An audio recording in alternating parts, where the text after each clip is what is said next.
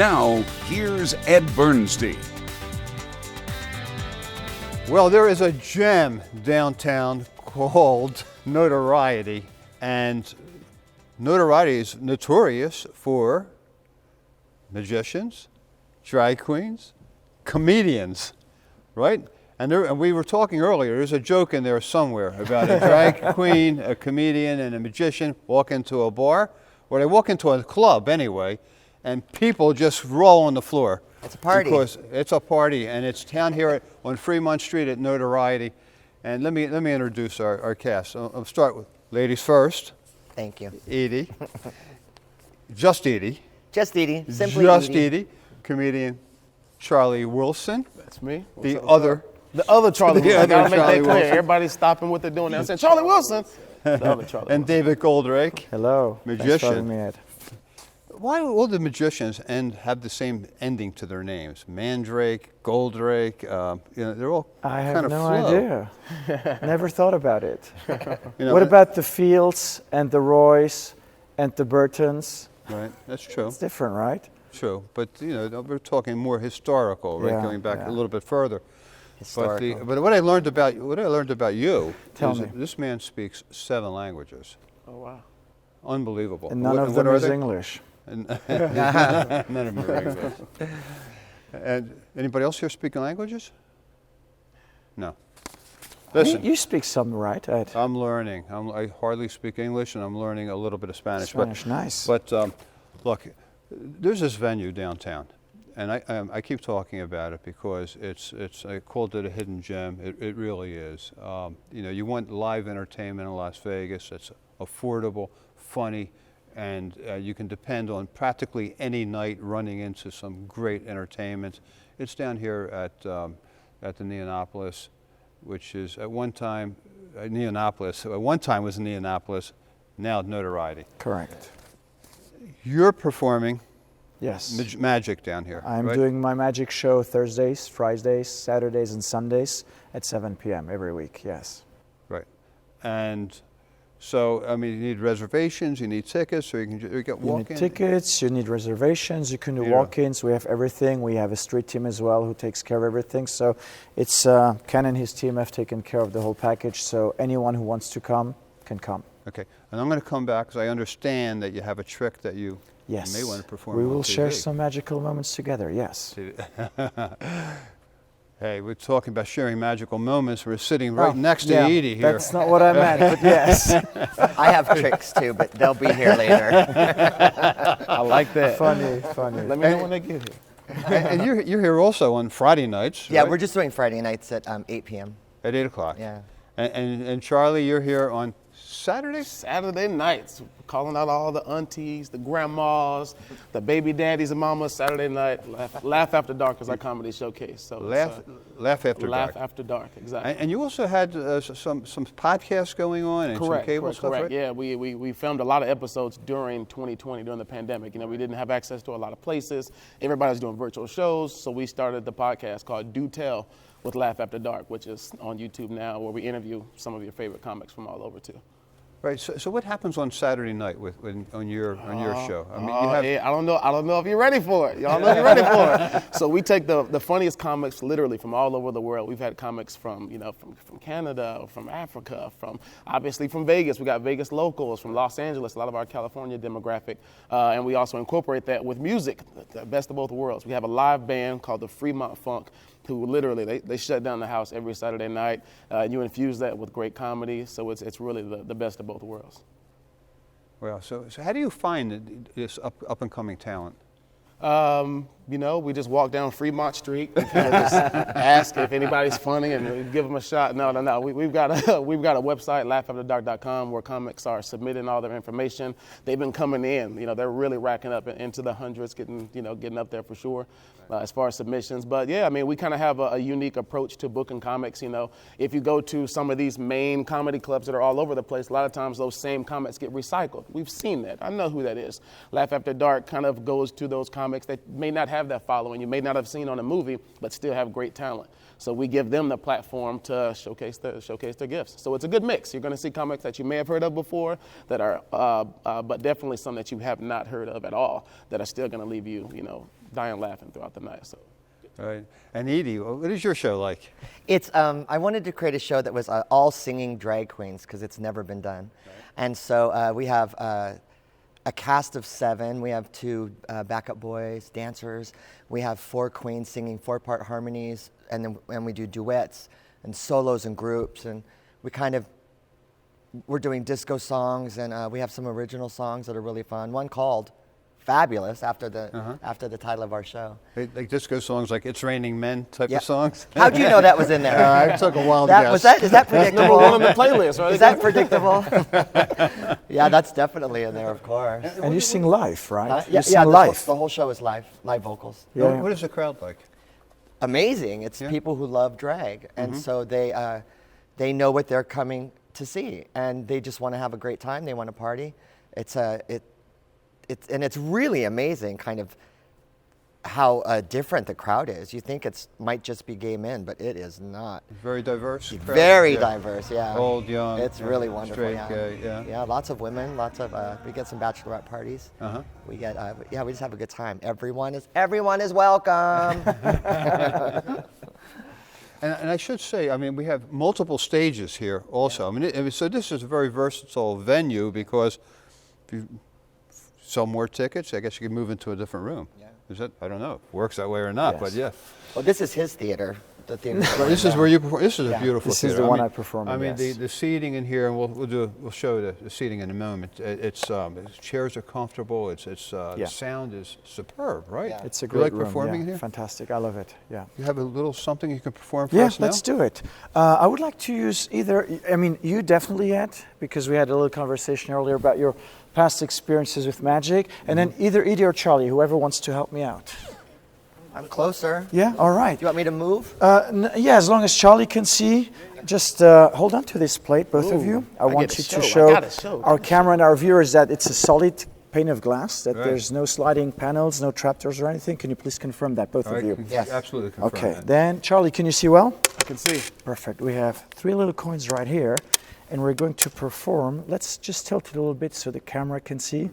Perfect, right. We're going to use a solid piece of glass and a solid piece of metal to perform a series of penetrations, so to speak. I'm going to put the coin on top, and Ed, you can touch it just to show everyone that it's still there. Yeah, yeah. Edie, can you confirm it as well? The coin is on top of the glass. Yes. And now watch. I'm just going to very slowly, gently rub the coin.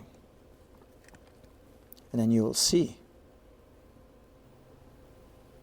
that it Oh, very cool. penetrates the glass. Yes. We'll do that with the other 2 in a second as well. That's coin number 1.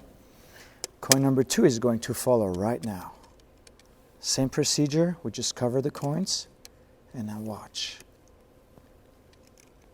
Rub. And there is coin. Oh. Number 2. Wow. Now, Ed, you told me earlier that you have kind of lost the faith in magic, so I'd like to try something with you. Please take your left hand, hold it underneath the pane of glass. I want the camera to see it well. Coin number 1, I'm going to put it on your fingers right here. Okay. Coin number 2 is going to go right here on this side, which leaves your palm free. Now, please press your hand against the glass, Ed. You can see it's all against the glass. And now watch. Just for the skeptics among us, one last time, lower your hand so the camera can see the 2 coins on your hand. Just show us. Can you see it? Yeah. Now watch. You're still there. Now press your hand against the glass. And whatever happened, Ed, don't move. Don't move. No way. What? Don't move. No way. No. What? Oh. What? That is crazy. Coin number 1. Nice. I Coin need some of number that 2. glass. I'm going to use that glass. Coin number 3. At my show. And our amazing magicians. I didn't feel a thing. Well, I felt that's the magic for sure part. that I would feel something. No sensation at all. And he was referring to an experience I had 40-some years ago with a magician told I me, won't yeah. even mention, who was up on stage, and he was saying, as he walked by me, I'm taking your wallets. Yeah. And then, I lost my belt and my wallet. You I know. don't think that was a magician, Ed. That may Yeah, David will tell you his name Did that happen later. on It was Fremont? On the actually street, somebody yeah. famous. We'll mention him later. Trick rolled on Fremont Street. Right. Well, thanks for participating. Yeah.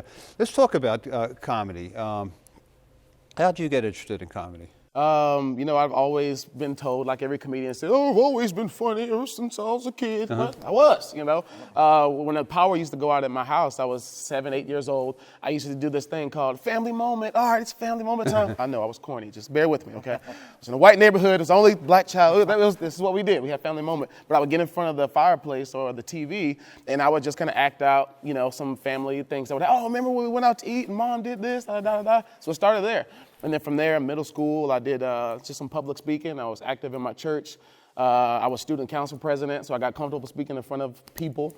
And then that transitioned into acting, and I did some theater, school plays, church plays, and functions. And then I moved to Dallas, Texas, and got into some theater, just, you know. And what's crazy is I was just joking around, sound checking before we got ready for our production that evening, and I was just mic checking. And one of the producers who actually did comedy said, hey, man, you know, you're kind of joking around, but have you ever tried it? And I was like, nah. But he planted the seed. So maybe a couple of months after that, my wife and I ended up moving to New York. And she went there for work. She worked in fashion. And I said, you know what? I don't know anybody here. So even if I suck, it's okay. So I stepped into an open mic, Lower Manhattan, and fell in love. It was head over heels. The club owner came after me literally the first time I performed. It was like, hey, man, you were good. Is this your first time doing this? And I was like, yeah. And I was like, you've been drinking a lot. I'm going to come back again to see if you still think I'm funny the next time. And yeah, I fell in love. And did you feel that you were good the first time? Yeah. You like when you know when you meet that special somebody, it's like, I just know. I know it. That's how I felt when I first did comedy. It was like, oh, this is it. And from there, I just fell in love with the process, with the industry. I just became a student, and I'm still a student. I'm learning as of today, but I just had fun with the process. And I started producing my shows and hosting my own shows and performing wherever I could. You never stop learning when you're entertaining. There's always a better way to do it, right? Very much so. Yep. In the ballet, I was in the ballet forever, and they teach you that you're always a student. Right. Always a student. You're never perfect, and if you are perfect, then you can finish because you can never, you know, be perfect again. So I love that I always keep that in the back of my head, always a student. Do you remember the first time that you performed in drag? Yeah, I was dancing in the ballet in Seattle, and all the boys in the ballet wanted to do drag for Halloween. And I was the most scared. They were like, yeah, and I'm like, oh crap, you know, like this is really frightening. They all went and bought these really kind of slutty outfits. Oh, this big is getting boobs good. Let me get some and- popcorn. Do we have popcorn? Yeah, really short skirts.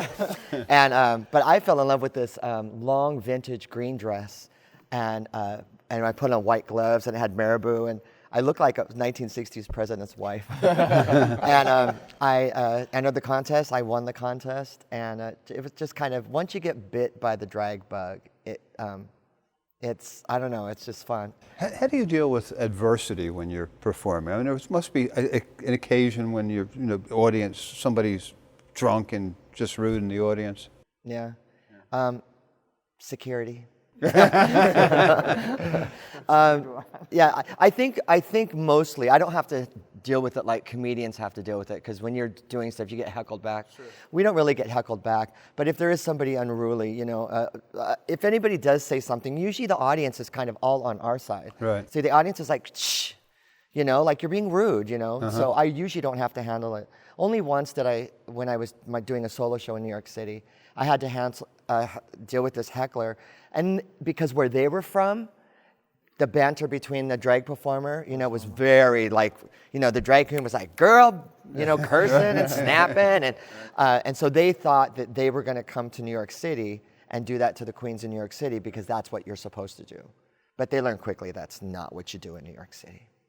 So. And you must confront that all the time. We get it all the time. Yeah, when you come to our show, and my perspective is I want everybody to have a good time. So I'm not gonna belittle you or make you feel, you know, bad. But, you know, if you feeling a little chatty and, you know, you're wearing a loud shirt, you know, we're gonna talk about it. Let's have a discussion. You know? Is it harder to be funny now, with COVID and what's going on in the world? I don't think so, which is a little weird. But I think, you know, life in itself is material, and, comedians have found a way, I think all entertainers have kind of found a way to find the joy, find the laughter, find that part of it that we can laugh at, They need it so badly. They do. The audience needs it so badly that they just come into the theater and they're like, Right.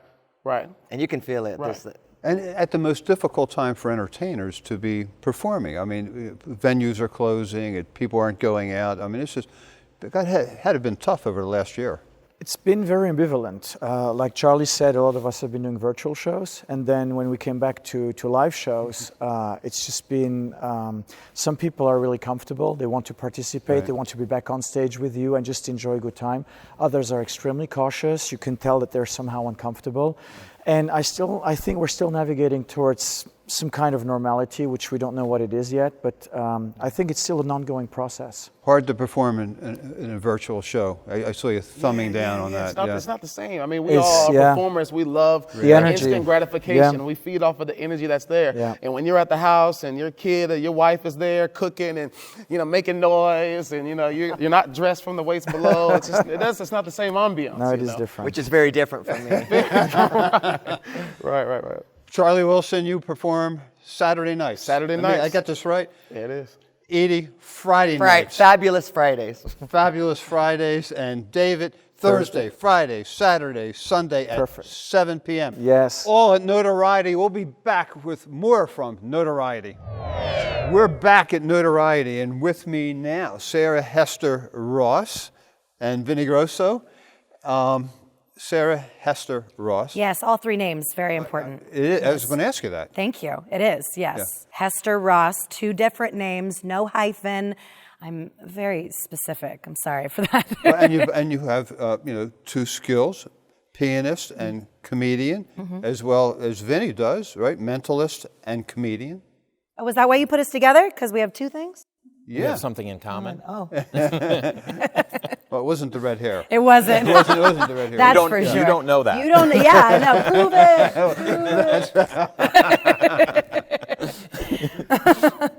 But you look, in addition to being at Notoriety, you're also over at New York, doing the piano thing. I am. Here you're doing the comedy thing, right? Yes, it's still music. It's still piano. I play piano throughout the show and a little bit of keytar.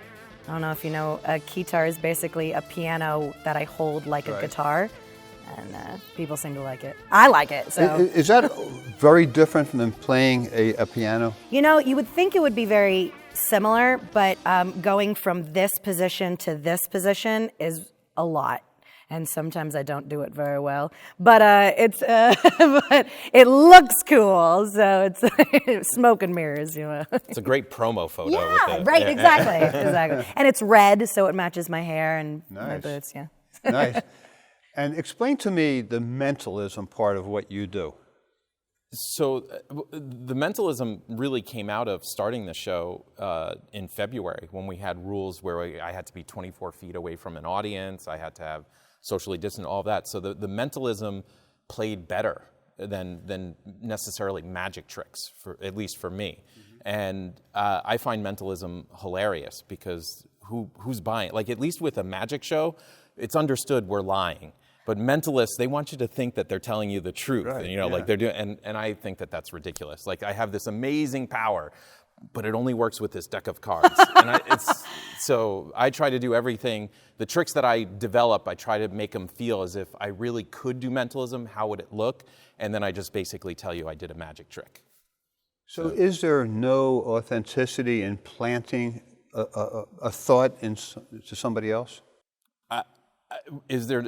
I have not discovered it yet. I'll put it that way, to try and be a true skeptic. And quite honestly, if you have discovered it, there's a Randy Foundation that will give you $1 million if you can prove it. So, yeah.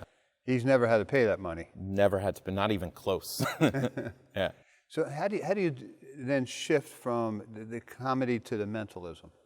Well, I think they're just versa. intertwined. I try to have fun with it. So every routine that I'm doing is hopefully enjoyable from a comedic standpoint throughout. And then at the end, they might just be like, well, I'm not sure how he did that. Well, for both of you, storytelling is really the cornerstone of what you do, right? Yeah. Yes. How do you become a good storyteller? First, I guess you have to like your own stories. That's true. Authenticity. Right.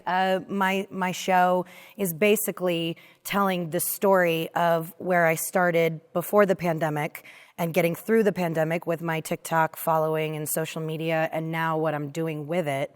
And obviously it's comedy, and so laughing at my own stories is probably helpful. But yeah, you have to like your own stories, I think. And Sarah Hester Ross, you have 1.7 million TikTok followers. Yes. I thought that was me. That was you? It was me. Calm down. It was me. Excuse me. Yeah, the social media, the pandemic was kind of like a glass half full for me. Because obviously I lost my gig like all of the strip did. And I did take a couple weeks to just like do nothing. Then I got really bored, and I was like, I got to do something. I got to be creative, and TikTok was kind of new to me at that point, and so I just started putting stuff online, and I found a community of people who really dug it, and it just went from there. It was a timing thing because I just had the time to do it, if that makes sense. But you also have to promote somehow online, right? Well, I think it was also part of the pandemic that other people were out of work and they had a lot of time in their hands, so they went to social media.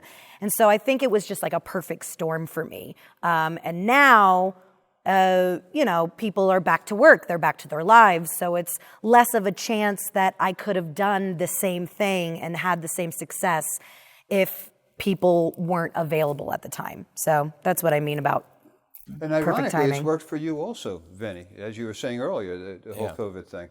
And Yeah, you changed your show. Sure, and I was able to put on a show when a lot of shows in town could not do a show, just the constraints, they were not able to do a show. So I was able to put on a show with, instead of 140 shows competing for tickets, there were 30 shows competing for tickets. So yeah, no, there's no way I would have been able to launch. And you're here Thursday, Friday, Saturday, and Sunday here at Notoriety. Yep. And you are here just one day on Thursday because Thursdays, yes. the other days you're over at New York. Yeah, and I mean, I'm hoping to, trickle into more dates eventually. Something that I'm really using this time for is to perfect the show a little bit, because comedy is, changing all the time depending on the audience, depending on the story, depending on the time. So I'm trying to hone on and perfect the show, and then possibly take it on the road eventually. So, but. And I'm sure everybody asks both of you, how did you get started in comedy? So I'll ask that question, Vinny. I got started in magic, and then I found that the magic tricks. I always say I'm a serious magician that doesn't take himself seriously, and I found that even doing magic tricks, I'm like, is anybody buying this? so it just progressed. What was the first magic kit that you had? I got started in magic when I was 12 years old in San Diego. I had spent my summers in San Diego, and my birthday was there, and a magic shop was going out of business, and I just used all my birthday money and got as much as I could. What was your first trick? Probably this fake card trick. Oh no, I had that too. Yeah, that was all in. I had like 20 things all together on that. But yeah. Yeah, and you? Sorry, repeat the question. I forgot the question. The comedy. Yeah. Oh, how did I get in comedy? Sorry. Yeah. I promise I was paying attention to you. I promise. Because it wasn't glazing you over. told me earlier before we went on the air that you're doing piano first. Yes. Well, music first. I went to college for vocal performance, and I was in musical theater way before I got into the piano bar. But really what got me into comedy was the piano bar. And if you've ever been to a dueling piano show, comedy is a big part of it, because you're interacting with the crowd, you're celebrating birthdays and stuff. And we do these things called call downs, where we take a person that's having a birthday and we basically make fun of them, and that's, I started writing my own bits, and people were like, hey, you're funny. And I'm like, cool. So then I started writing my own material, and I tried stand-up for a while, and it really wasn't my thing because of the music aspect. It's all musical comedy for me. And so that's why social media came into play, because I could put my comedy as music on social media and people didn't have to, I didn't have to go through the whole like open mic thing, you know what I mean? And that's, and then coming up with the idea to just, you know, do my own show, not waste time on going to open mics and stuff like that, because it just wasn't for me. But social media gave me the platform to do that. Yeah, well, it's just crazy how things work out I like know. that. And Vinny, first time you performed magic in, you know, in front of an audience? That I got paid for. I I'm not remember. talking your parents here. Right, no, I think I was 15 years old. My older sister drove me to the birthday party that I did, Right. and she was my assistant in it. And I have a video of it still, and it's You do? It's so embarrassing. Yes, it is. I wouldn't call it a show. I would call it a demonstration of the tricks I knew at the time. You know, there was no. I mean, it was. I was young, so. So, how do you characterize your? I mean, do you sleight of hand? What kind of magic do you do? Nothing that requires skill. That's. I try to, and it's a lovely quote from Teller. Is he compliments my misdirection with my presentation? You fooled them twice, right? Yes. Yeah. Only. I say I'm the only comedy magician to do that. Yeah, all the other people that have fooled them multiple times are like very good. Serious magicians. And they're excellent magicians. Yeah. And I kind of like felt embarrassed to be in that group, especially with what I did. So should you spend more of your time practicing comedy or magic? I'm practicing, like Sarah says, you know, I worked on stand-up as well, and I work on the magic routine, and then I try to infuse it with my personality and try to make it as funny and fun as I can. So it always starts with the magic routine. It's never, oh, here's a gag, and then let me see if I can build a magic trick around it. Right. So it's all part of weaving the story, I would think, Yeah. right? Yeah. Notoriety is providing a wonderful outlet for comedy, for magic, for music, for all these things. Once again, we're down here on Fremont Street, the old, it's part of the Neonopolis building down here. And Vinny, you are Thursday, Friday, Saturday, and Sunday. So that's lots of options to catch Vinny And Grosso. the Sunday show is a matinee at 5. Thursday, Friday, Saturday is at 9 p.m. Sarah, you, once again, Thursday. Thursday nights at 9 p.m. Because you're busy every other night of the week. Yes, yes. Both live in Vegas? Yep. Full time. I've been here for almost 10 years now. And She's did you got move me here beat 7 Oh, I years. do? Yeah. for career-wise? I did. I moved here for the piano bar scene. So, Right. yeah. And you as well, Vinny? Mostly, yeah. Okay. I mean, I moved here a while back, but. Okay, hey, you can catch both of them. The lovely Sarah Hester Ross and the talented Comedy Mentalist. You're lovely, Mentalist. Thank you, Sarah. Vinny Grosso. Catch them both down here at Notoriety, along with the other 3 guests we had earlier.